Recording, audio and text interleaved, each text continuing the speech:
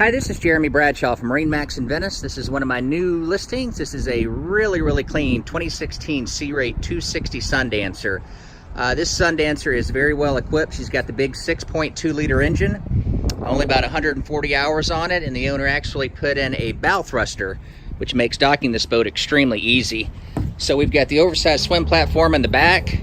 We have a beautiful cockpit all the way around. This aft seat right here actually lays down to make into a lounger. Here at the dash, VHF radio, Ray Marine GPS, bow thruster, automatic trim tabs. Boat's very clean. And I did mention the bigger 6.2 liter engine, only 140 hours. She also has full camper canvas, which isn't up right now. Down in the cabin, we have accommodations for two right here.